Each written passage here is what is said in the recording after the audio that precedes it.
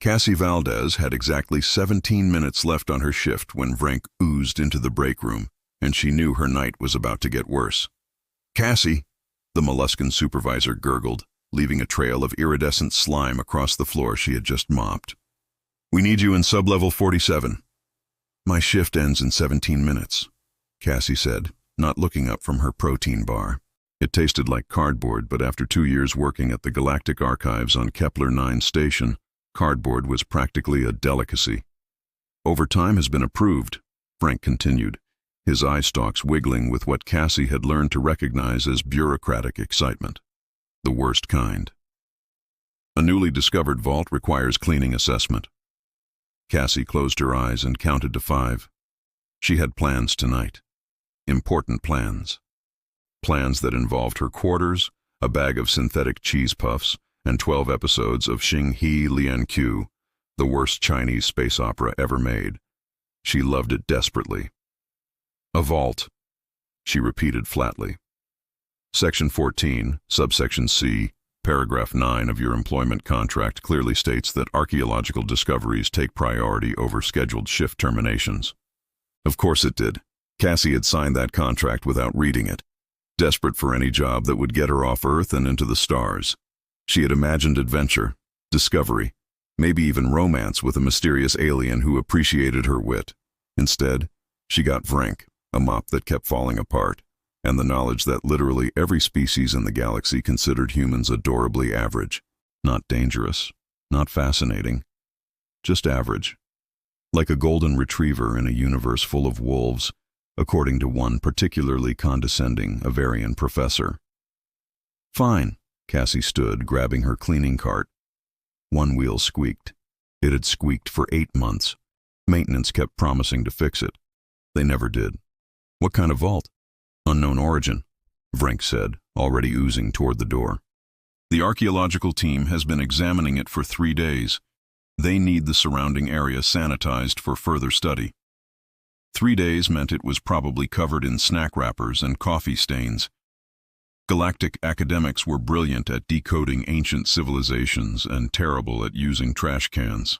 Cassie followed Vrenk through the winding corridors of sublevel 47, her cart squeaking a rhythmic protest. The Galactic Archives were supposedly the most prestigious research facility in this arm of the galaxy, but down here it just looked like every other basement. Flickering lights, mysterious stains on the walls, and the faint smell of something that might have been food once. "Quick question," Cassie called ahead. "If I accidentally trigger an ancient curse or release a plague, do I still get overtime pay?" Vrenk's eye stalks rotated backward to stare at her. "Please do not trigger any ancient curses, Cassie. The paperwork is extensive." "Right, wouldn't want paperwork." They rounded a corner, and Cassie stopped. The corridor ahead was packed with scientists from at least 6 different species, all clustered around something that definitely was not a storage closet. The vault door stood 12 feet tall, made of obsidian that seemed to absorb light. Symbols covered its surface, shifting and rearranging themselves in patterns that hurt to look at directly. It pulsed with a faint blue energy that made Cassie's teeth itch. "So," she said slowly, "that needs cleaning assessment?" "The surrounding area, yes," Vrenk confirmed. Cassie looked at the crowd of scientists, then at her mop, then back at the clearly ancient and probably dangerous vault. "Vrenk, I think we might have different definitions of cleaning assessment. Please proceed, Cassie. You have 17 minutes of overtime approved. After that, you will need to submit Form 7734B for extended authorization." Cassie wheeled her squeaking cart forward, and the universe continued to not care about her plans. The scientists parted reluctantly as Cassie approached, giving her the kind of looks that suggested a janitor was several pay grades below their notice. She was used to it. "Excuse me," she muttered, parking her cart beside a crystalline researcher who chimed irritably and shifted 3 inches away. At the center of the chaos stood Professor Kell, an Avarian with deep blue plumage and 6 PhDs listed on his ID badge. He was gesticulating wildly with his wing arms at a holographic display, arguing with someone Cassie could not see. "The molecular structure clearly indicates a predecessor origin, but the security protocols are unlike anything in the database," Kell was saying, his beak clacking with frustration. Cassie started picking up discarded equipment wrappers. Nobody acknowledged her existence, which was fine. Invisibility was a janitor's superpower. We have attempted entry protocols from 47 different species, a Reptar scientist hissed from nearby. The vault analyzes the DNA, then rejects it, sometimes with commentary. Commentary? Cassie asked, despite knowing better than to engage. The Reptar's scales flushed pink with embarrassment. It called my species, quote, evolutionarily adequate for middle management, unquote. That is better than what it told the Cracks delegation, another scientist added. It showed them a hologram of a participation trophy. Cassie snorted, then tried to cover it with a cough. The Cracks were the galaxy's premier warrior species, 8 feet of muscle, teeth, and overcompensation. They did not take insults well. How does a door insult people? She asked. Very effectively, Professor Kell said, finally noticing her. His head tilted at the precise angle that meant he was about to explain something slowly, as if to a child. The vault is clearly an ancient security system designed by the predecessors, a species that vanished 3 million years ago. It scans biological material and determines worthiness based on unknown criteria. So far, everyone has been found wanting. Sounds like my last performance review, Cassie muttered, moving to sweep near the vault itself. Please do not touch it, Kell said sharply. We cannot predict how it might react to contamination. I am literally here to clean, Cassie pointed out, but she stopped a few feet away from the obsidian surface. The symbols were still shifting, hypnotic and vaguely threatening. Up close, she could feel a vibration through the floor, like a heartbeat. She glanced at the scientists, all of them brilliant and important, and completely stumped by a door. There was something hilarious about that. The greatest minds in the galaxy, defeated by advanced locks. Has anyone tried asking it nicely? She asked. Several scientists gave her withering looks. Professor Kell's feathers ruffled. The vault is not a sentient being. It is an automated security system. It does not respond to politeness. Right, obviously. Cassie leaned on her mop, studying the door. So what happens if it keeps rejecting everyone? Do you just stare at it forever? We are attempting to decode the rejection patterns, Kell said stiffly. Science requires patience. Science requires coffee, Cassie corrected. You have been at this for 3 days. You all look terrible. When was the last time anyone here slept? The scientists exchanged glances. Nobody answered. Thought so. Cassie sighed and reached for a discarded sample container near the base of the vault, because apparently these geniuses could not be bothered to use the clearly labeled disposal bins she had placed throughout the level. Her fingers brushed the obsidian surface. The vault exploded with light. Cassie yelped and jumped backward, dropping her mop. The symbols stopped shifting and locked into place, glowing brilliant blue. A beam of light shot from the door and enveloped her, warm and tingly, like she had stuck her finger in an electrical socket, but pleasant somehow. Do not move, Professor Kell shouted, which was helpful advice after the thing had already happened. The light felt intrusive, crawling over her skin, through her skin.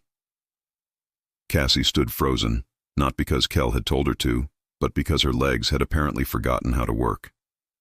She could feel the scan moving through her body, reading something, analyzing something. The vault made a sound, a pleasant chime like a microwave finishing. Then a holographic display materialized above the door, showing text in a dozen languages simultaneously. The translation matrix kicked in, and words appeared in English. DNA analysis complete. Species identified, human. Classification, prime predator. Access granted. The massive obsidian doors began to open with a deep grinding sound. Every scientist in the corridor stood in stunned silence. Cassie stared at the opening vault, then down at her hands, still holding a trash picker. I am sorry, did that just say prime predator? That is not possible, Professor Kell whispered, his voice barely audible. Humans are a Class C species. You are rated as opportunistic omnivores with moderate tool use. You are not predators. You are barely competitive. Thanks, Cassie said dryly. Really feeling the love here. The doors opened fully, revealing a corridor that stretched into darkness, lined with lights that flickered on in sequence, beckoning her forward. "I think I am going to file that overtime request now," Cassie said to nobody in particular. Cassie did not want to go into the creepy ancient vault. This felt important to establish, even if nobody was listening. "Perhaps we should contact the Galactic Council," Professor Kell was saying, his feathers standing on end. "This is clearly a situation that requires proper authorization and committee review." "Or," Cassie countered, "we could just close it and pretend this never happened." "I support that plan. Anyone else support that plan?" The vault made another pleasant chime, and a holographic arrow appeared in the corridor, pointing inward, the universal symbol for "Please enter the mysterious death chamber." "The vault has accepted you specifically," a molluscan researcher gurgled. "You must investigate." "Must I, though?" Cassie asked. "Because my contract definitely did not mention investigating ancient alien weapons facilities. That feels like a different pay grade." "I will authorize a hazard bonus." Vrank oozed forward, his eye stalks gleaming with bureaucratic fervor. 15 credits per hour. 15 credits? I could die in there. 20 credits.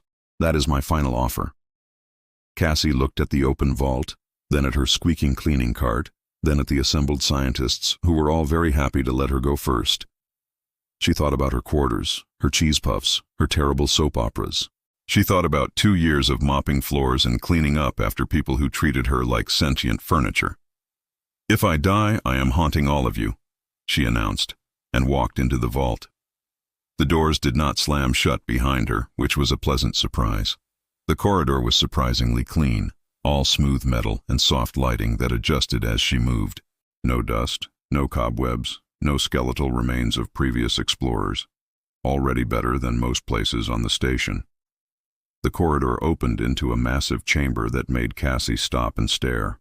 "Oh," she said quietly, "this is a murder museum."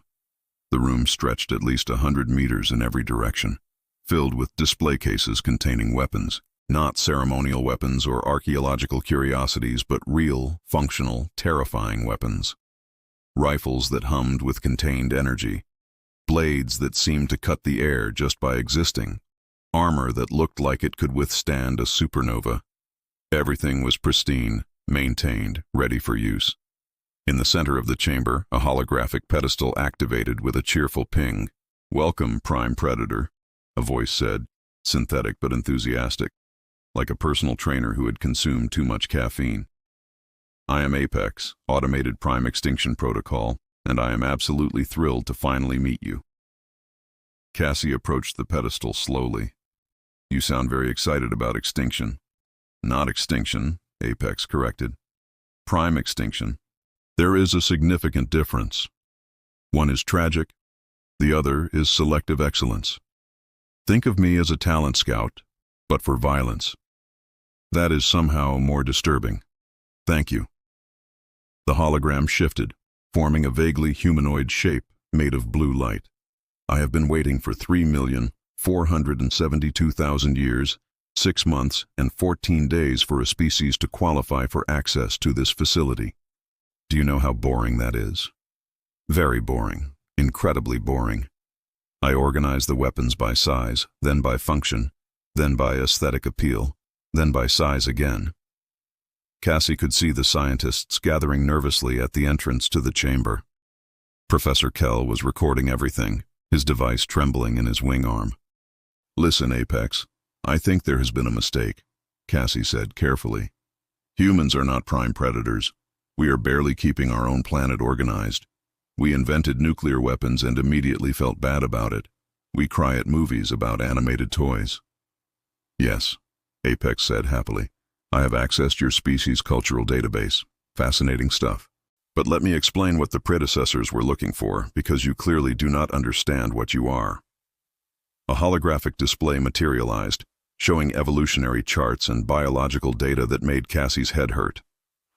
"The predecessors," Apex continued, "were the galaxy's dominant species for 40,000 years. They built wonders, conquered star systems, achieved technological perfection. Then they got bored and decided to leave the galaxy to search for new challenges. But first, they wanted to find a successor species worthy of their legacy. So they built me, and they built this vault, and they sent copies across the galaxy to search. Search for what exactly? Apex predators. Not the biggest, not the strongest, not the smartest, but the species that combines all necessary traits for domination: persistence, adaptability, pack tactics, tool use. Most importantly, the willingness to do whatever it takes to survive. More holograms appeared, showing Earth's history and fast forward. Humans hunting mammoths across frozen tundra. Humans building cities in deserts. Humans crossing oceans on wooden ships. Humans strapping themselves to rockets and shooting into space. Your species hunted prey by literally chasing it until it died of exhaustion. Apex said with audible glee. You domesticated wolves, which is insane. You eat capsaicin, a literal poison, for entertainment. You throw objects with accuracy no other species can match. Your endurance is terrifying. You sweat, which is disgusting but incredibly effective. You form pack bonds with anything, including robots, which I appreciate personally. Those are just normal things, Cassie protested weakly. Normal for you. To the rest of the galaxy, you are ambulatory nightmares. Apex pulled up comparison charts showing humans against other species. The cracks are stronger, but they cannot run for more than a few minutes. The Avarians are more intelligent, but they panic under pressure. The molluscans are very organized, but they are made of slime. You, however, are balanced. You are persistent. You are creative. You weaponize spite. I do not weaponize spite. You absolutely do. I have been monitoring your biosigns. You are currently irritated that I interrupted your evening plans, and that irritation is making you more focused, not less. That is a predator trait. Most species become less effective when annoyed. You become petty and dangerous. Cassie could not argue with that. News of Cassie's vault access spread through the station faster than a molluscan through a slip and slide, which was to say, messily and with far too much noise. Within an hour, every major news network in the sector was requesting interviews. Within 2 hours, the Galactic Council had convened an emergency session. Within 3 hours, Cassie's personal comm device had exploded from message overload, literally, and she had to requisition a new one from Vrank, who made her fill out a form.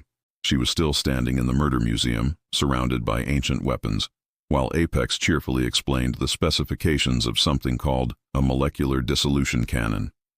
I just want to be very clear, Cassie interrupted. I am not taking any of this stuff. I do not need a cannon.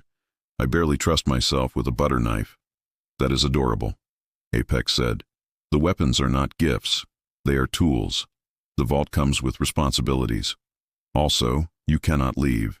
You have been selected. There are protocols. I can absolutely leave. Watch me.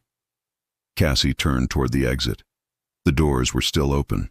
She could see Professor Kell and about 30 other scientists clustered outside, arguing with each other. None of them were trying to come in, she noticed. Apparently, witnessing a human get classified as a prime predator was enough to make even the bravest researchers reconsider their career choices. She made it 5 steps before her comm device chimed, the new one, which she had activated literally 4 minutes ago. Cassie Valdez, a formal, echoing voice spoke. This is Council Chair being Nexor of the Galactic Council. Your presence is required for emergency testimony regarding the Predecessor Vault incident. Please stand by for immediate transport. I have not agreed to anything, Cassie said to the device. Your agreement is not required. Galactic Security Regulation 47B clearly states that any individual involved in a potential threat to interspecies stability must comply with Council summons. Transport in 3, 2, 1. The world dissolved into light, and Cassie had just enough time to think extremely rude thoughts about teleportation before she materialized in the Council chamber. The Galactic Council chamber was designed to impress, which meant it was enormous, overdone, and slightly uncomfortable. The council members sat in a circular arrangement on floating platforms, representing dozens of species from across known space. At the center stood a speaking platform, currently occupied by Cassie, who was still holding a cleaning rag. This is kidnapping, she announced to the assembled council. Just so we are all clear on that. Chair being Nexor, a being made entirely of contained energy who wore formal robes for reasons nobody understood, flickered with what might have been amusement. "You are here as a witness and potential threat. Please state your species designation and purpose for accessing the Predecessor Vault." "My species is human. My purpose was cleaning. I was literally just trying to do my job and go home." Murmurs rippled through the council. On one platform, the Crack's ambassador, War Chief Grendek, rose to his full, intimidating height. He looked like someone had taken a crocodile, made it walk upright, given it armor, and then made it very angry. "The human lies," Grendek snarled. "No cleaning servant would be granted access to a prime predator facility. This is clearly a military operation. Humanity has deceived the council about their true nature. I promise you, we are exactly as confused as you are," Cassie said. "Humans are not predators. We are mostly just tired and trying to pay rent." "Yet the Vault classified your species as prime predators," Nexor stated. "The predecessor evaluation systems are considered infallible. They tested millions of species over millions of years. Humans are the first to qualify. This changes the entire threat assessment matrix for your species." Cassie looked around at the assembled council members. They were scared, not just concerned or worried, but genuinely frightened. Of her, of humans, the species that had invented participation trophies and emotional support animals. "Okay, look," she said, trying to channel every customer service voice she had ever used. "I understand this is concerning, but humans are not dangerous.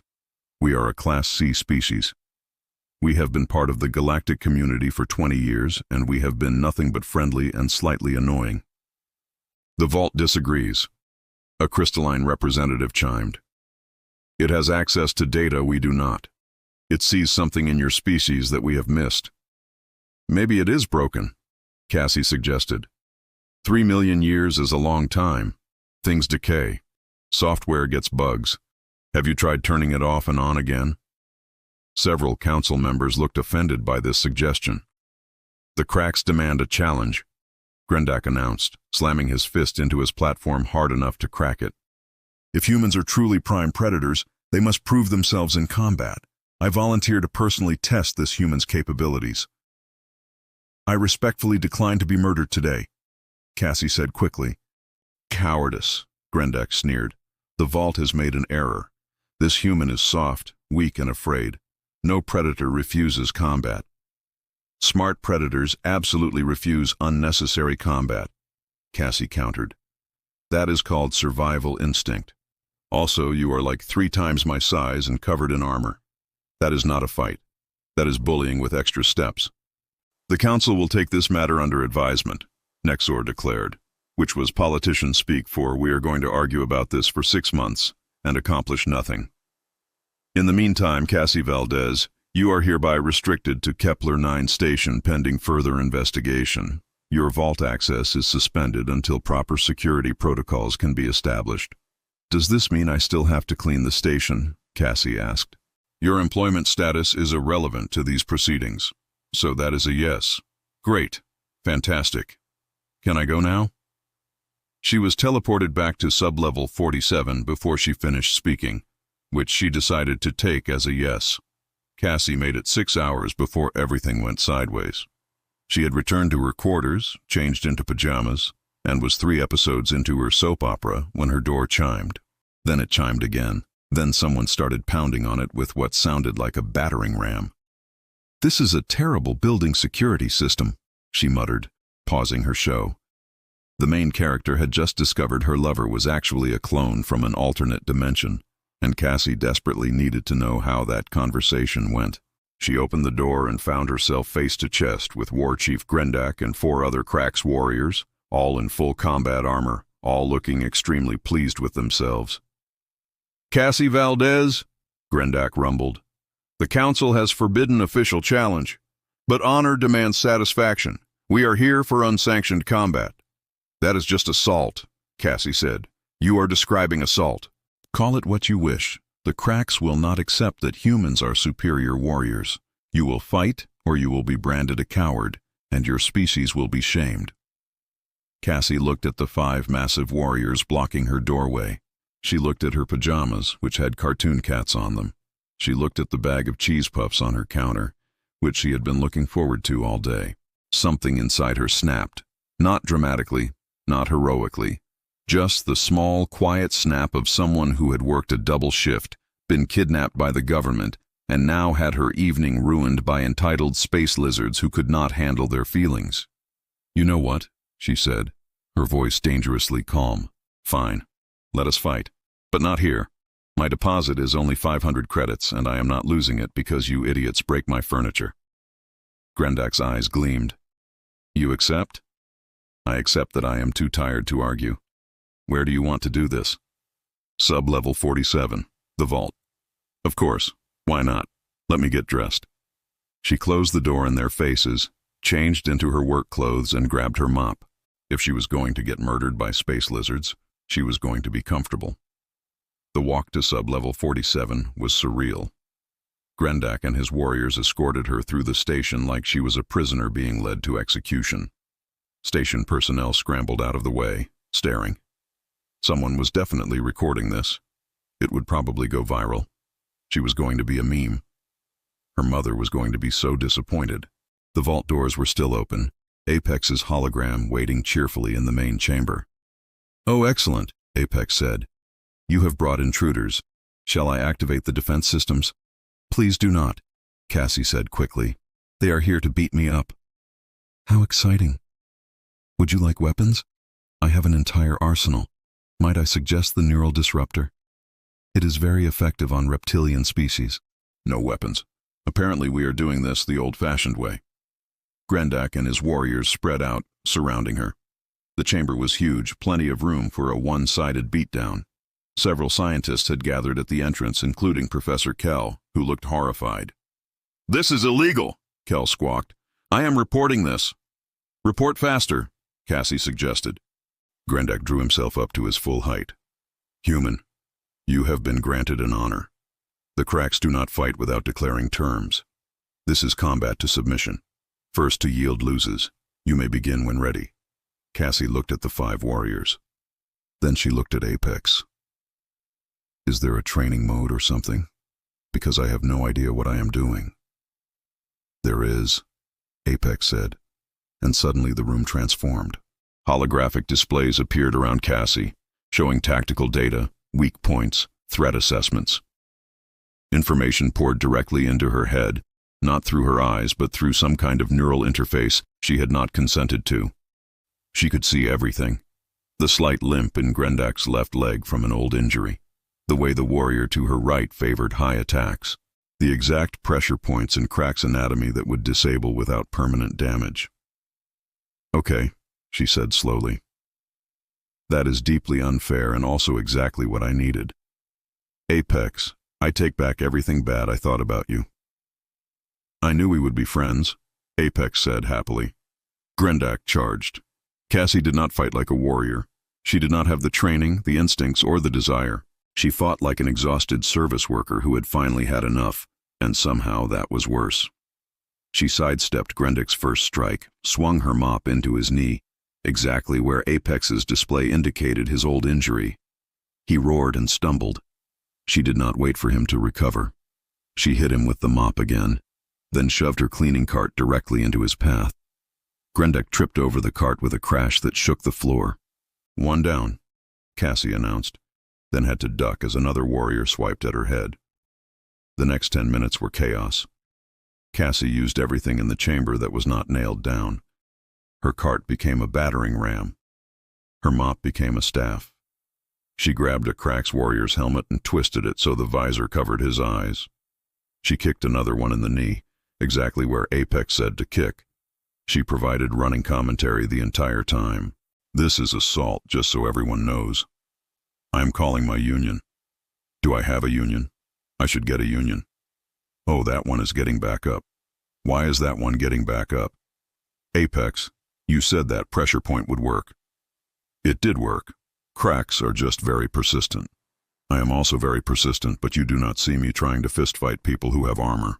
She grabbed a weapon from a nearby display case, not because she knew how to use it, but because it was heavy and blunt. It turned out to be some kind of ancient club that hummed when she swung it. The humming seemed to make the Cracks very nervous, which worked in her favor. Another warrior went down, more from confusion than actual injury. "Your species is insane," Grendick panted, struggling to his feet. Blood dripped from his snout. "You fight without honor, without strategy.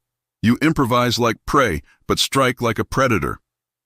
"I fight like someone who wants to go home," Cassie corrected. She was breathing hard, her arms ached, and she was pretty sure she had pulled something in her back. But she was still standing, and 3 of the 5 warriors were not.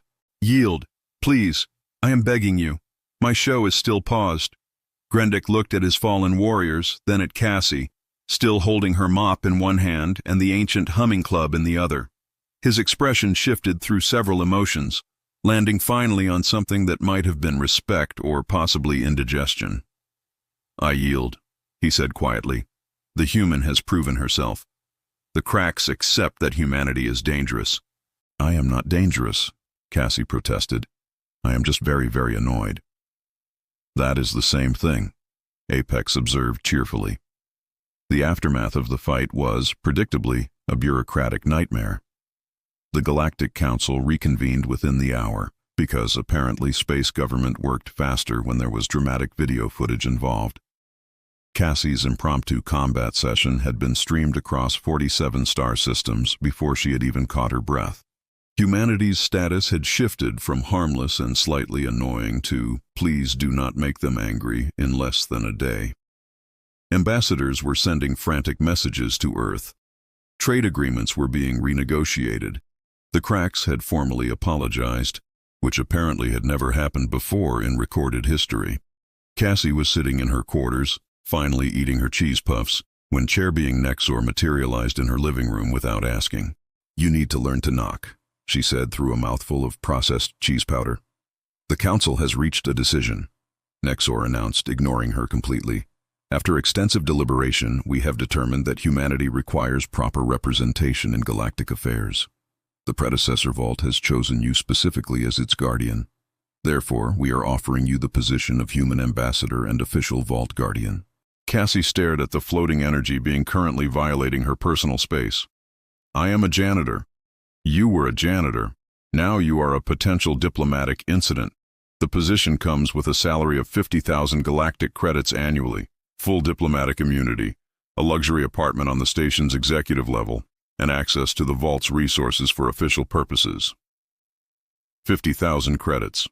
Cassie's current salary was 8,000. She could buy so many cheese puffs with 50,000 credits. She could get an apartment where the heating actually worked. She could afford to visit Earth. But she would also be responsible for ancient weapons and galactic politics, and never having a normal day again. "I need to think about it," she said. "You have 5 minutes. The Council is waiting." Professor Kell appeared in her doorway, because apparently everyone had decided her quarters were now a public space. "Cassie, might I offer some perspective?" "Can you offer it in less than 5 minutes?" "Humanity is at a crossroads," Kell said, his voice unusually gentle. "The galaxy has dismissed your species as harmless for 20 years, but the Vault has revealed something we all missed. You choose to be harmless. That is not the same as being incapable. A species that could be dangerous but chooses kindness is far more trustworthy than a species that is simply too weak to cause harm." Cassie thought about that. She thought about Earth, with all its problems and chaos and stubborn refusal to give up. She thought about humans, who had crawled out of caves and built cities and shot themselves into space with nothing but spite and curiosity. She thought about how she had fought 5 trained warriors with a mop and won, not because she was strong, but because she was too stubborn to lose. "If I take this job," she said slowly, "I get weekends off and unlimited snacks. Those are non-negotiable." Nexor flickered. "That seems reasonable. And I am not wearing a suit. I am dressing comfortably. I have earned comfortable clothes." "Agreed. And someone needs to fix the squeaky wheel on my cleaning cart. That has been bothering me for 8 months." "I will personally file the maintenance request," Nexor said, with what might have been amusement. "Fine, I will be your ambassador. But I am doing it my way." The Galactic Council chamber was full when she arrived, still in her work clothes, her mop propped against her shoulder like a weapon. The assembled representatives watched her with expressions ranging from fear to fascination to what might have been respect. "Members of the Council," she began. I accept the position of human ambassador, but I think we all need to be clear about what that means. Humans are not warriors. We are not conquerors. We are just a species that happens to be very good at surviving, and we would like to keep doing that peacefully. The Vault classified you as prime predators, someone called out. The Vault classified us based on capability, not intent. Humans could be dangerous. We have the traits, the tools, the stubbornness, but mostly, we choose not to be. We choose to make friends instead. We choose to solve problems with words first and violence last. We choose to cry at movies about animated toys because empathy is more important than dominance. She paused, looking around at the assembled species. You have spent the last day terrified that humans might be a threat. But here is the thing. We have been here for 20 years, and what have we done? We have shared our art, our food, our terrible television shows. We have made trade agreements and cultural exchanges. We have been harmless, not because we are weak, but because being kind is more interesting than being scary. But you fought the cracks, Grendak rumbled from his platform. He was bandaged but present, because apparently you could not keep Cracks warriors down for long. I fought because you forced me to, and I still pulled my punches. I could have used the weapons in the vault. Apex offered me a neural disruptor. I used a mop instead. That should tell you everything you need to know about human priorities. Silence fell over the chamber. The human makes a compelling argument, Nexor said finally. Perhaps prime predator status does not mean what we assumed. It means we are survivors, Cassie said. Every species here is a survivor in their own way. Humans just happen to survive by being adaptable, stubborn, and occasionally petty. We are not your enemies. We are not even your rivals. We are just here, trying to figure things out like everyone else. The vote to confirm her as ambassador was unanimous, which surprised no one more than Cassie herself. No. Later, in her new office, which was offensively large and had a view of the stars, she sat with her cheese puffs and finally resumed her soap opera. Apex's hologram materialized beside her desk because apparently the AI came with the job. That was an excellent speech, Apex said. Very inspiring, although I still think you should have used the neural disruptor. Violence is not the answer, Apex. Violence is frequently the answer. It is just not always the best answer. We are going to have to work on your philosophy. I have been practicing philosophy for 3 million years. I am excellent at philosophy. For example, here is a philosophical question. Would you like me to catalog the 17 different ways you could have defeated the cracks more efficiently? No. What if I use charts? Still no. Her door chimed, which at least meant someone was finally using the doorbell. Vrenk oozed in, holding a datapad in his manipulator tentacles. Ambassador Valdez, he gurgled formally. I require your signature on your resignation paperwork from the janitorial department. Also, your final paycheck. Also, Form 7734B for your unauthorized overtime on the day of the vault incident. Cassie took the datapad and signed everything without reading it, because some things never changed. You know what, Vrenk? I'm going to miss this. Just a little bit. I will not miss cleaning up after you, Vrenk replied. You were adequate at janitorial services but exceptional at filing forms incorrectly. That is the nicest thing you have ever said to me. After Vrenk left, Cassie returned to her soap opera.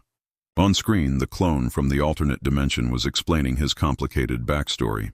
It was absurd and melodramatic and exactly what she needed. Apex watched in silence for a moment, then spoke. Your species conquered the galaxy by not trying. That is remarkable.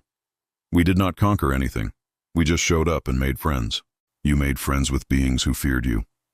You convinced predators to be peaceful. You turned potential enemies into allies through the revolutionary tactic of being reasonable. That is conquest. Just a very polite version. Cassie thought about that while the main character discovered her lover was also her brother, because of course he was. Apex, I think you and I are going to have a lot of conversations about the difference between friendship and conquest. I look forward to losing those arguments, Apex said cheerfully. It will be refreshing after 3 million years of being right about everything. Outside her window, the stars turned slowly. full of species and civilizations and infinite possibilities. Somewhere out there, humanity was spreading across the galaxy, making friends, sharing culture, and generally being themselves. They were not warriors or conquerors or prime predators in any traditional sense. They were just humans, adaptable and stubborn and kind, choosing every day to be better than their potential for violence. And somehow, in a universe that rewarded strength and dominance, that choice made them the most dangerous species of all. Cassie raised her cheese puffs in a toast to the stars, to humanity, and to whatever came next. Apex chimed in agreement, already planning 17 different ways to protect her, and Cassie made a mental note to explain personal boundaries to a 3-million-year-old weapons system. It was going to be an interesting job, but at least the snacks were unlimited.